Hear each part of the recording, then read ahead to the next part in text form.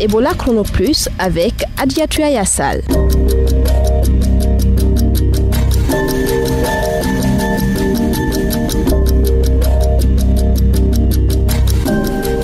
Vous écoutez Ebola Chrono Plus, bienvenue. La Sierra Leone vient de notifier un nouveau cas d'Ebola. Plus de détails dans un instant. Campagne de planification familiale à Dubreka, c'est pour réduire le taux de mortalité maternelle. Également dans cette émission, les différentes méthodes de planification avec notre journaliste spécialisé en questions de santé. Et pour finir, l'invité du jour, Dr Mamadi Kourouma, directeur national de la planification familiale et nutrition, nous parlera de la nouvelle politique nationale de lutte contre la mortalité maternelle et infantile et les difficultés rencontrées.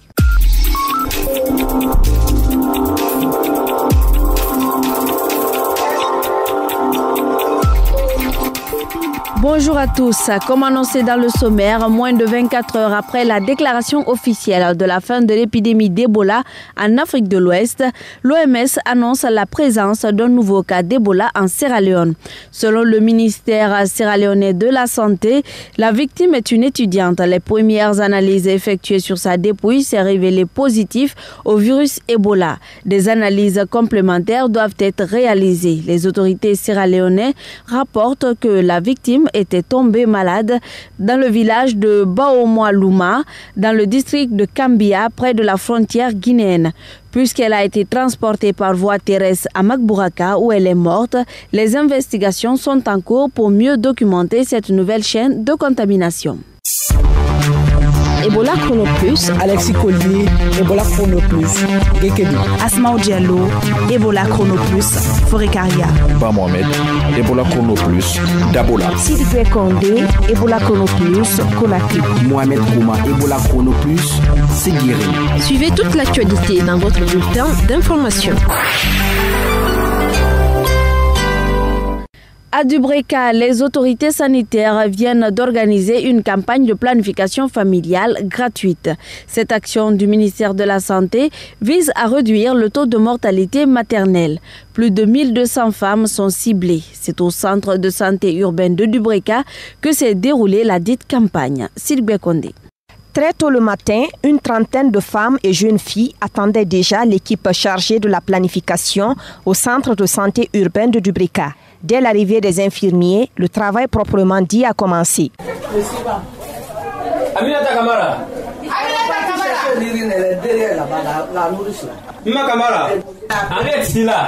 C'est à tour de rôle que ces femmes et filles ont été reçues. Elles doivent subir une petite chirurgie de 5 minutes.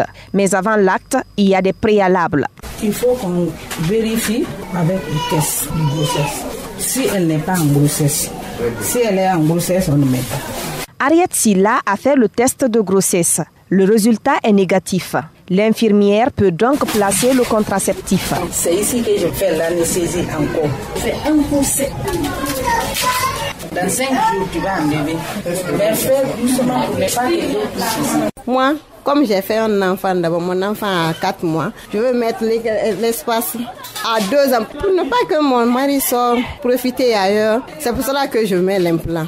Les jeunes filles sont venues massivement au service de planification. Mbalou, mère de famille, a décidé d'y accompagner ses filles dès qu'elle a reçu l'information.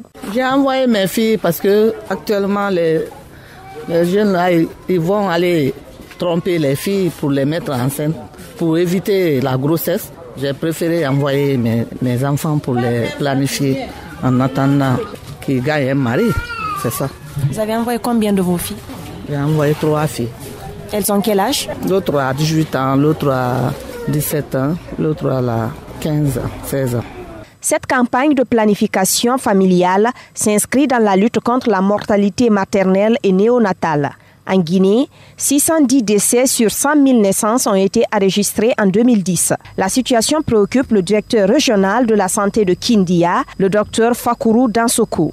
Les grossesses rapprochées, et souvent chez des femmes qui n'ont que 15, 16, 17 ans, sont des facteurs qui augmentent essentiellement le taux d'infirmité obstétricale ainsi que les taux de mortalité maternelle et néonatale.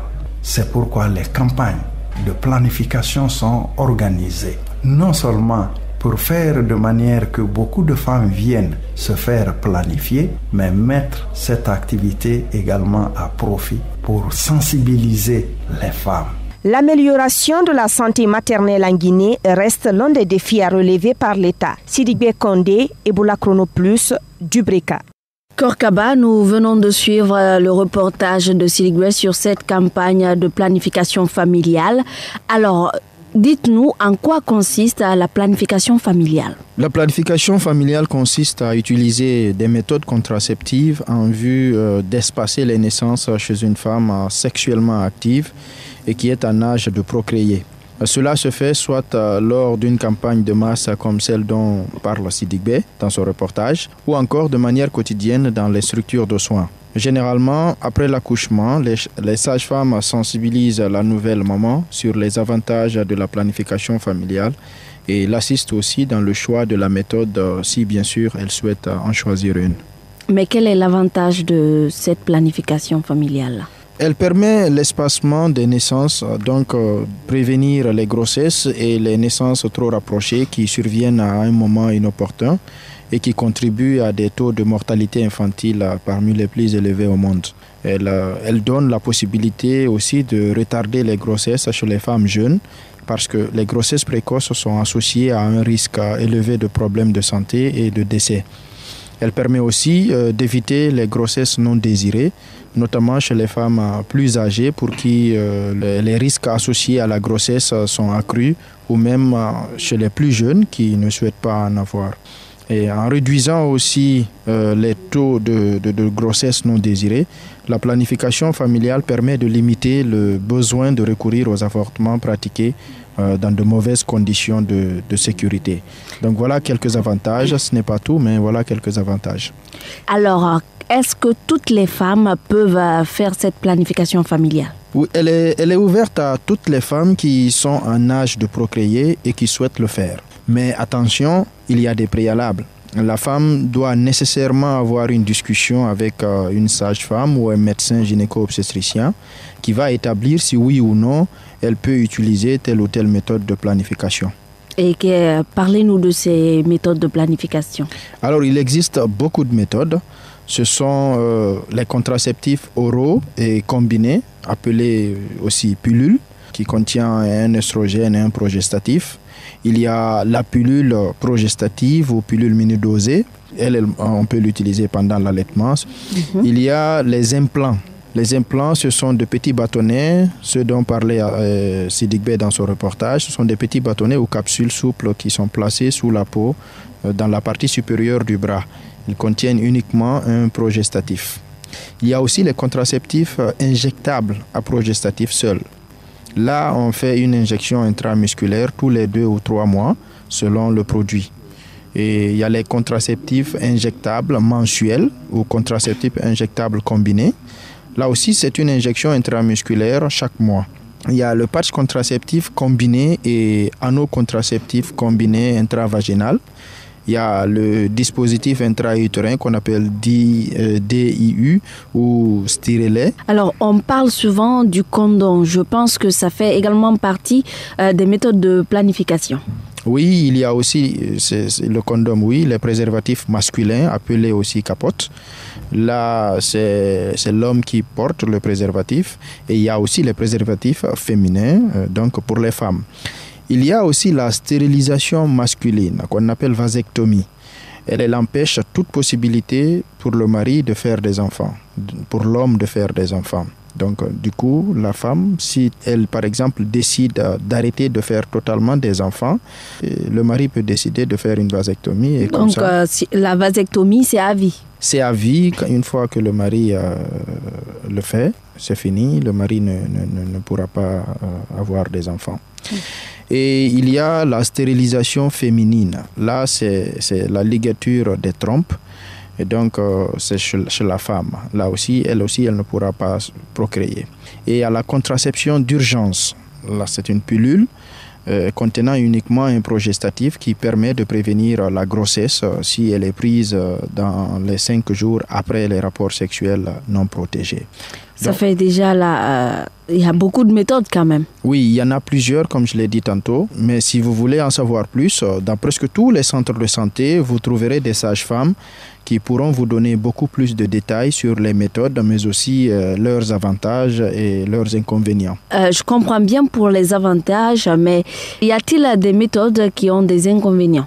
Oui, bien sûr, c'est parfois une question de confort ou de préférence, ou encore ça peut être lié aux effets secondaires suite à l'utilisation de certaines méthodes. Je vous donne juste un exemple. Une femme qui utilise les contraceptifs injectables mensuels remarquera par exemple des saignements vaginaux irréguliers et fréquents.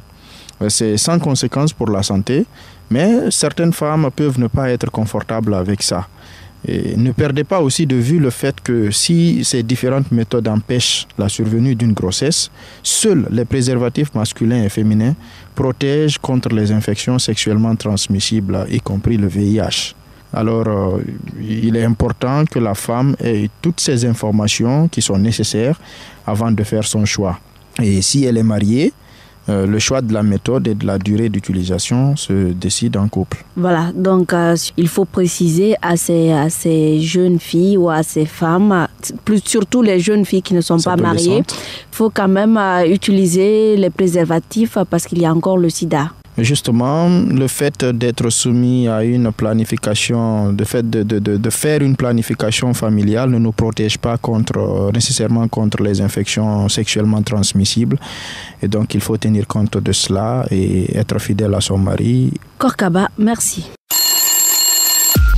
Pour toutes vos questions sur Ebola ou la santé, appelez-nous au 624 19 78 64. Ebola Chrono Plus, l'invité du jour. La planification familiale est l'une des stratégies phares pour réduire la mortalité maternelle. En Guinée, la régression de telles actions a été particulièrement dramatique. Pour en parler, Bamomed a rencontré le directeur national de la planification familiale et nutrition, le docteur Mamadi Kourouma, nous parle des difficultés et de la nouvelle politique nationale de lutte contre la mortalité maternelle et infantile. Notre pays fait partie des pays où le taux de mortalité maternelle est très élevé, le taux de mortalité infantile est élevé, la prévalence contraceptive est très faible. Qu'est-ce qui est la cause de ces différentes mortalités infantiles et maternelles? Bon, l'une des premières causes, c'est le taux élevé de grossesse indésirée, de grossesse rapprochée, et qui ne donne pas suffisamment de temps aux femmes de se reposer, de bien conduire la grossesse. Et l'autre cause qu'il faut chercher, c'est la défaillance des services de santé. Il faut reconnaître que les soins obstétricaux, néonataux d'urgence, qui sont là pour réduire la mortalité maternelle, ne sont pas à l'échelle encore. Nous sommes en train de travailler dessus pour faire en sorte que ces stratégies, ces paquets d'intervention à haut impact sur la réduction de la mortalité maternelle et infantile soit mise à l'échelle. Alors, quelle est la politique nationale de l'État guinéen pour faire face à cette situation qui n'a que trop duré? Au niveau du ministère de la Santé, nous venons d'élaborer une nouvelle politique nationale et assortie d'un plan national de développement sanitaire. Ce plan national s'étale sur 10 ans, à partir de 2015. Et dans ce plan de développement sanitaire, nous avons tiré un plan d'urgence de 3 ans. Et un des axes essentiels de ce plan, c'est l'amélioration de la santé de la mère et de l'enfant en termes d'infrastructure, en termes de personnel, de formation, qualification du personnel et en termes de mise en œuvre des paquets de services à haut impact qui sont les SONU, parce que nos partenaires comme l'UNEP, l'UNICEF, l'OMS, l'USAID nous accompagnent dans les structures de santé pour mettre en place la stratégie SONU. Et cette stratégie réduit significativement... C'est quoi la stratégie SONU? Soins obstétricaux néonatales d'urgence. C'est cette stratégie-là, avec la planification familiale, qui sont des stratégies phares pour améliorer cette situation. Dans ce plan, il est prévu un renforcement de capacité à tous les niveaux, au niveau des centres de santé, au niveau des hôpitaux de district, au niveau des hôpitaux régionaux, pour améliorer la prise en charge. Mais ce n'est pas la première fois qu'on parle de cette politique pour faire baisser la mortalité infantile, la mortalité maternelle. Pourquoi jusqu'à aujourd'hui on n'arrive pas à avoir un résultat, escompter un résultat qui peut dire Dieu merci, la Guinée peut se frotter les mains? En fait, ces politiques ont apporté des résultats. Peut-être si on se réfère aux chiffres, on pourra voir que... Mais la Guinée est toujours derrière certains pays comme le Sénégal, au Niger, que vous venez vous-même de préciser. Effectivement, la Guinée est derrière le Sénégal par rapport à la mortalité maternelle. Et au niveau du pays, quand on prend le taux, en 2005, le taux de mortalité maternelle était de 980 pour 100 000 naissances vivantes. Au Niger, c'était 1200. En Guinée, en 2012, le taux a baissé à 724. C'est une réduction significative. Mais c'est la survenue de l'épidémie Ebola ces 2 dernières années qui a perturbé le rythme de réduction. Sinon, on s'était fixé de porter ça à 528 à l'horizon 2018. Qu'est-ce qui vous fait croire que cette fois-ci, la Guinée peut faire baisser la mortalité infantile et maternelle?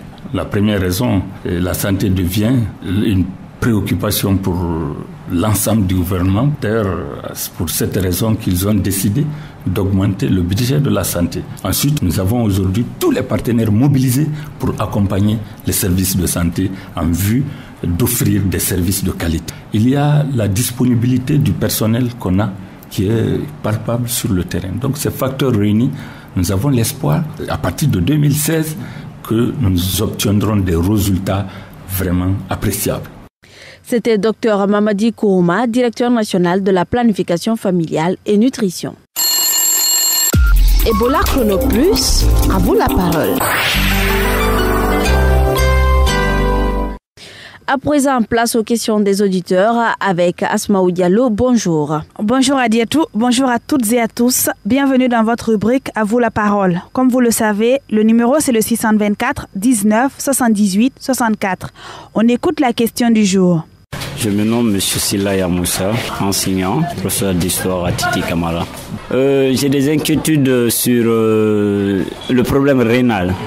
Je ne sais pas qu'est-ce qui est à la base des insuffisances rénales. Et je suis jeune et les jeunes, on se comprend, sont vraiment exposés à de telles maladies parce que pendant la période juvénile, Dieu seul sait tout ce qui peut en venir. Donc je ne sais pas comment cette maladie on l'obtient. Donc j'ai des inquiétudes à ce niveau. Pour répondre à votre inquiétude, M. Silla, nous avons joint le docteur Mamadou Saliou Baldé. Il est spécialiste en maladie rénale. On l'écoute. Il faut savoir c'est quoi la maladie rénale. Donc la maladie rénale, c'est un ensemble de pathologies qui détériorent en fait la fonction rénale. Donc il y a une dégradation progressive et non réversible de la fonction rénale. Alors il n'y a que 2 grandes pathologies en fait qui sont responsables de la maladie rénale, à savoir l'hypertension artérielle et le diabète. Le diabète, on en a 2 types. Le type 1 qui s'attaque beaucoup plus souvent au rein. Donc, durant l'évolution entre 5 à 15 années de diabète, donc voilà, il peut y avoir des répercussions sur le rein. L'hypertension artérielle, lorsqu'il est mal suivi et que le patient ne prend pas bien ses médicaments, alors ça peut avoir aussi une répercussion sur le rein. Bon, à côté des 2 grandes étiologies, à savoir l'hypertension artérielle et le diabète, il y a l'utilisation des médicaments traditionnels. Voilà, ce sont des patients qui se rendent chez les praticiens parce qu'ils ne sont pas satisfaits de ce qui se passe dans les hôpitaux. Donc, ils vont prendre des produits dont on ne connaît pas le dosage, dont on ne connaît pas la composition chimique et qui peut avoir des répercussions sur la fonction rénale. Autre chose aussi, nous avons la consommation des médicaments. Des médicaments qui ne sont pas prescrits par un médecin et dont le dosage n'est pas bien respecté, peut avoir aussi des répercussions sur le rein. Il y a d'autres pathologies telles que les pathologies infectieuses. Toutes les pathologies infectieuses, lorsqu'ils ne sont pas bien traités, peuvent avoir des répercussions sur le rein. Nous avons la tuberculose aussi, quand elle n'est pas bien suivie et bien traitée, peut avoir des localisations rénales. Bon, il y a les maladies héréditaires, telles que la polykystose rénale, telles que la drépanocytose, peut avoir aussi peut être à l'origine d'une atteinte rénale. À vous la parole, c'était tout pour aujourd'hui. Merci de votre fidélité. Au revoir. Merci Asmaou. Ebola Chrono Plus, c'est fini pour aujourd'hui. Rédaction en chef Afio Amata, technique Mamadou Kone, assisté par Cabinet Sano, et à la présentation Adiatou Yassal. Merci de votre attention et prenez soin de vous. Au revoir.